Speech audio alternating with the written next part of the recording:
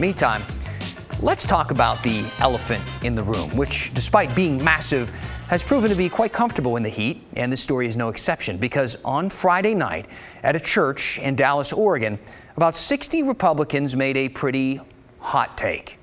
They nominated Mike Nearman to replace Mike Nearman in a move so unprecedented that it actually justifies using the term unprecedented, which is something news people just really love to overuse nowadays. You see, here's what happened.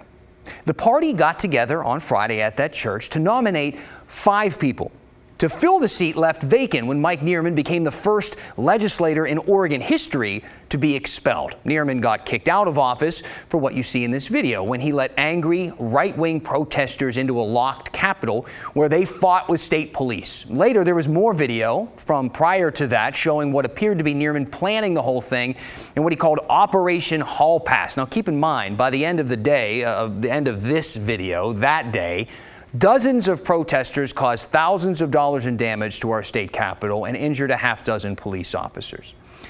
Every lawmaker not named Mike Nearman on both sides of the aisle, Republicans and Democrats, voted to expel him because he wouldn't resign, a 59-1 vote.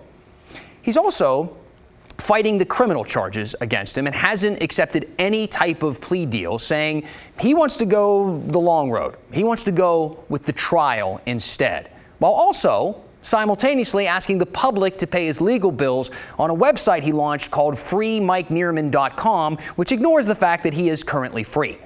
He's not in jail, so that doesn't make sense. Now, look, I wasn't at this vote on Friday, but I did talk to 2 Republicans who were. I spoke to them separately and got the same story from both, and here's what they told me.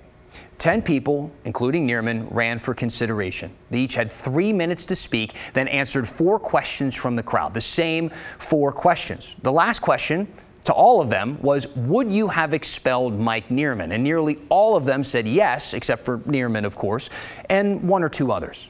Then the PCPs took a vote. That is the precinct committee person, which are people who the party insiders elect in each district to make these types of choices. And Nearman was on the top of their list, the top choice, actually. Both of my sources said the crowd cheered when his name was announced. Now, this isn't the final step. He doesn't have his job back. Nearman's name and the 4 other names will go to the commissioners of the counties that his district touches, so Polk, Yamhill, Marion, and Benton, and those commissioners will make the final vote. But not every vote counts the same way. Population size matters here, and that makes Polk County commissioners the most powerful, which happens to be Nearman's home county, where he's a 4-term lawmaker and vice chair of the Polk County Republicans. I certainly have some thoughts on all of this, but I do want to hear yours first, especially Republicans. So please reach out to me at email, thestory@kgw.com. Also use that hashtag HeyDan on Twitter.